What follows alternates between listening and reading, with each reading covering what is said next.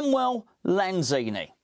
Should be a cut and dried decision really on this video. Do we keep him? Do we retain him? What's his future at West Ham? Judging by the most recent comments that I've seen about him, I think it's fair to say that most people want him gone. But I'm very, very interested just to see in the comments below this if there are any that feel he should still have a chance, if there are any that think he can get back to his best, that think we should retain him, or is it, as I suspect, most people are going to say, get rid of him, he's gone.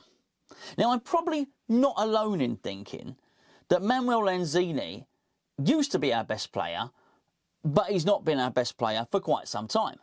Hasn't been our best player for some time.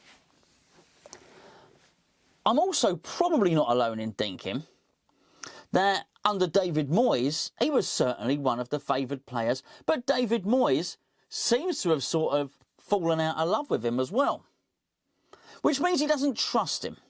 And obviously if David Moyes doesn't trust him, not that he probably was in love with him, maybe that's a bit strong. They weren't in the midst of a massive passion or anything, but certainly David Moyes respected him as a player and certainly thought that he could get match-winning performances from Lanzini. And if the manager doesn't trust him, if the manager doesn't think that he can do that anymore, then really is there any place for Lanzini in his team? Now, we've looked at it before and we've certainly alluded to, when I did the Jack Wilshere video, that Jack Wilshere has no future at all at West Ham because David Moyes is here. Whether you like it or whether you don't like it, David Moyes is the manager of West Ham for the foreseeable future at least. Can you actually imagine a scenario where Jack Wilshere really gets on the pitch and features? We dealt with this in the other one, and the answer's no. My point being that if it would have happened, it would have happened in lockdown when we were having a game, or post-lockdown, should I say, we had a game every 3 to 4 days. No, but can you imagine a scenario where Manuel Lanzini features in a David Moyes team? And the answer for that, for me, is yes, I can. But it is largely dependent on Lanzini getting some sort of form back and David Moyes getting some sort of faith back in Lanzini. Now, the reason that Mike popped up on that screen earlier on is I messaged Mike earlier and I said, Mike, I just want to change this up a little bit, the format. Can you give me 60 seconds on your views on whether Manuel Lanzini will remain here next season? Does he have a future at West Ham? And so he sent me 1 minute and 30 seconds. So clearly the answer was no. He should have just said, no, I can't do that, but I can give you 90 seconds. And he has. And we'll pop that up in just a second. And he's really clear on what he thinks there, Mike. But I can't. I'm really struggling with this one. I've got to be honest with you. The recent evidence suggests that he's finished. Maybe not as a footballer, maybe that's harsh, but maybe it's not, maybe that's accurate. The historical evidence suggests that he's one of the best players around. I think he always had the potential to be one of the best players in the Premier League. Of course, as with anything, we've got to go with the recent evidence. We have to, really, don't we? I think it's really wrong to do anything other than that. But with that in mind, I can't help but feel there's still a player in there.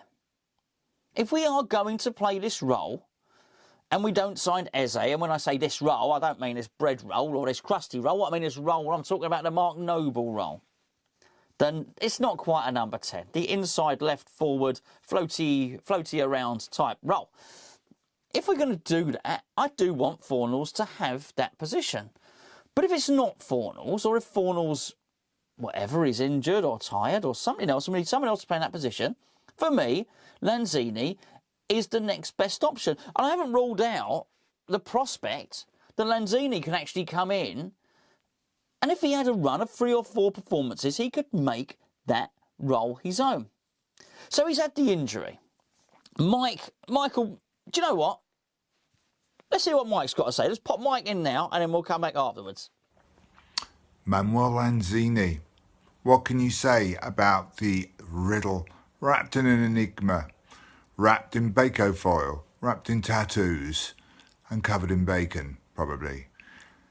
The artist formerly known as our best player hasn't been our best player for some time, not since his knee knack, which involved him having a surgery to put a new knee on his leg. I don't really think he's been the same player since. And more importantly, neither does David Moyes. I noticed when Moyes first took over in his second spell at West Ham, he was quick to reintroduce Lanzini into the team and equally as quick to take him out again. Since then, a few fleeting appearances as a substitute and yet more tattoos and doubled his weight and slowed him down a bit, I think.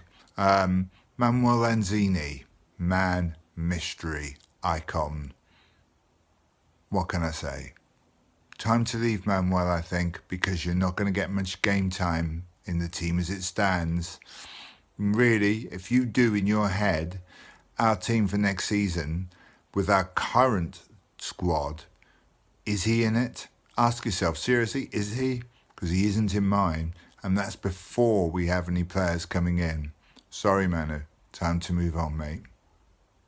Thank you, Mike. Thank you. I even looked up. I almost did a Mike on Monday. You know when he looks there?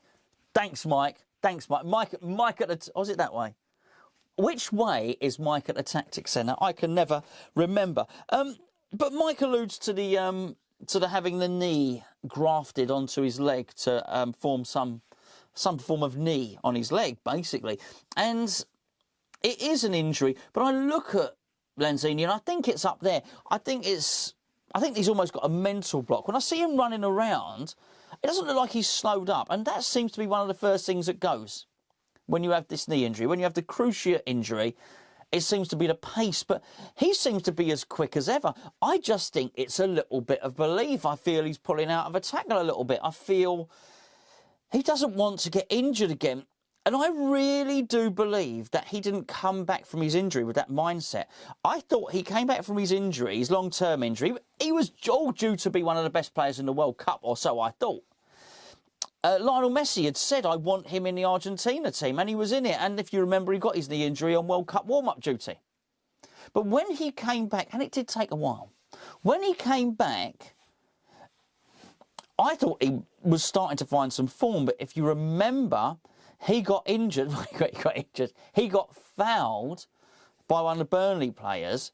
And I think that was it. I think that was a catalyst. I think it's done something in his mind where he thought, actually, I don't feel that I can risk too much. I think he's worried about his career being over. But if Manuel Lanzini's not careful, if he doesn't commit himself and actually try and open up games in the way he did, try and be brave, try and skip past challenges, not care that someone's tackling him, jump over the challenge and skip past them and that sort of thing, then if he doesn't do that and rekindle some sort of form, then really, by and large, his career will be over because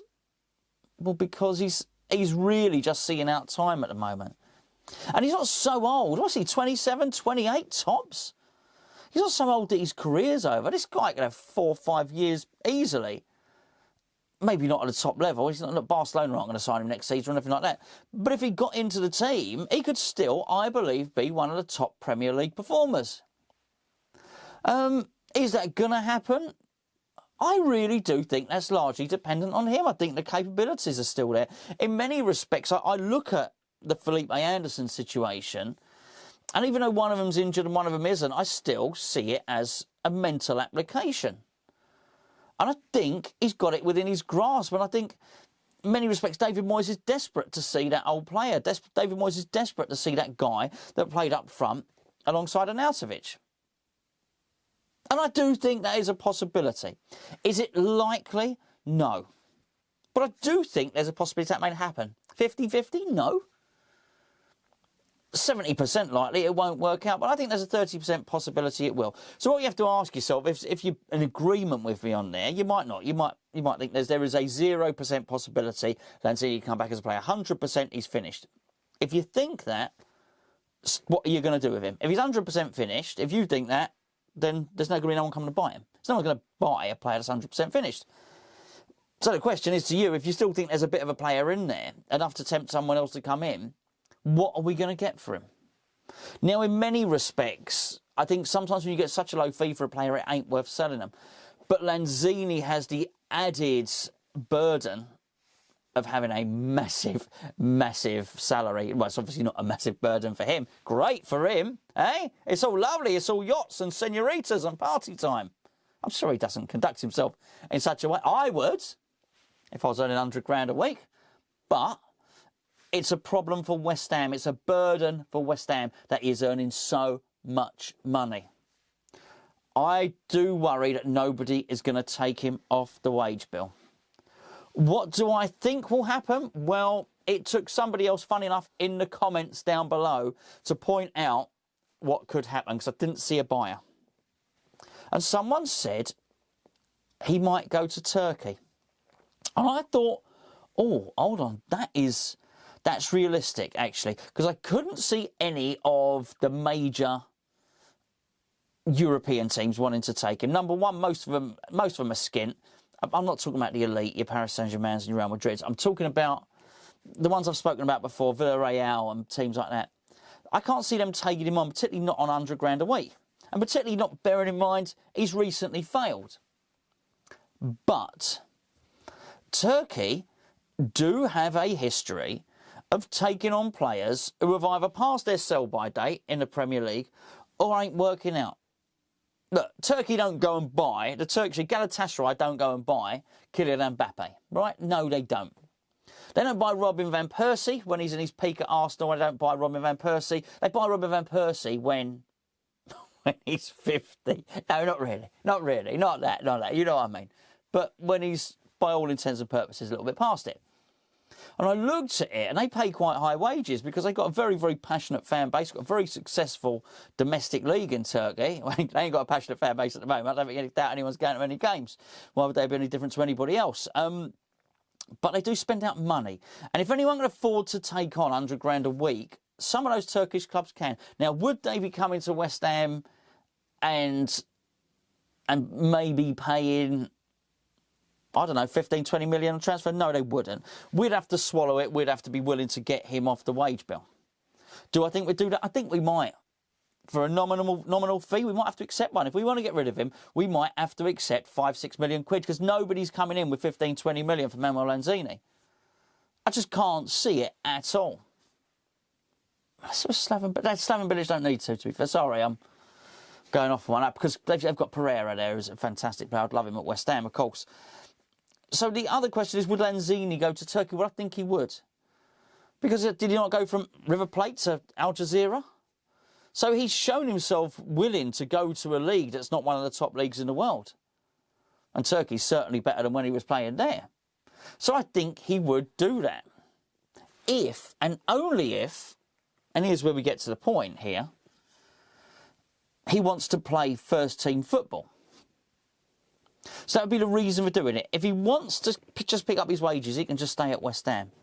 Try a little bit, run around a little bit when he comes on a sub, that's it. But if he has a massive desire to play first-team football, then he might go and look to do what Alexis Sanchez has just done. Alexis Sanchez could have sat on his bum at Man United earning 500 grand a week. Wow.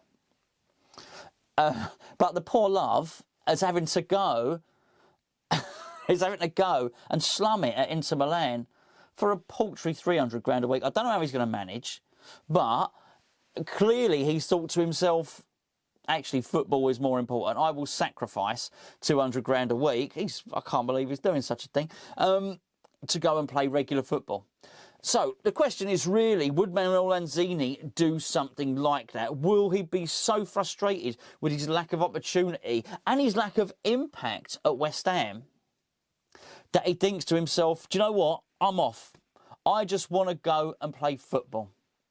My only problem with that is, not because of his patchwork knee, and not because of anything like that, but only there's something up there which is making me wonder.